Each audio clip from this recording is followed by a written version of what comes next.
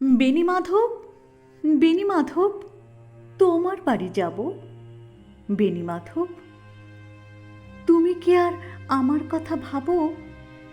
বেণীমাধব, মোহনবাসী তমাল তরুমূলে বাজিয়েছিলে, আমি তখন মালতী স্কুলে ডেস্কে বসে অঙ্ক করি।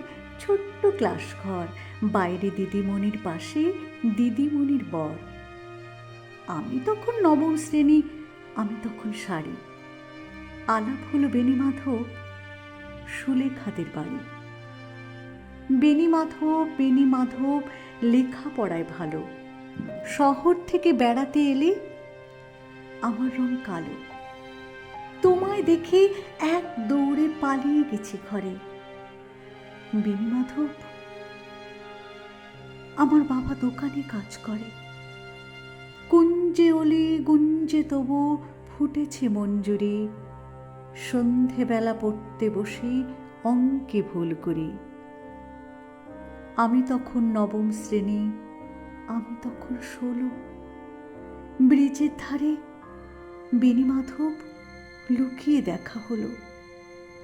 বেণীমাধব, বেণীমাধব, এতদিনের পরে সত্যি বলো, সেসব কথা এখনো মনে পড়ে? সেসব কথা বলেছ তুমি তোমার প্রেমিকাকে?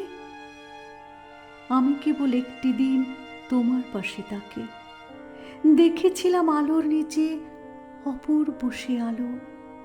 স্বীকার করি, দুজনকেই মানিয়েছিল ভালো। জুড়িয়ে দিল চোখ আমার, পুড়িয়ে দিল চোখ। বাড়িতে এসে বলেছিলাম ওদের ভালো হোক। রাতে এখন ঘুমোতে যাই একতলার ঘরে।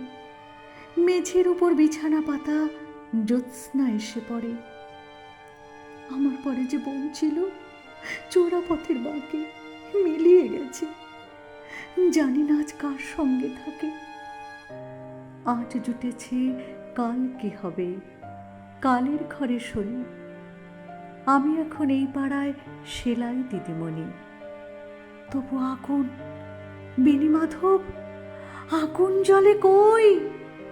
কেমন হবে আমিও যদি নষ্ট মেয়ে হই?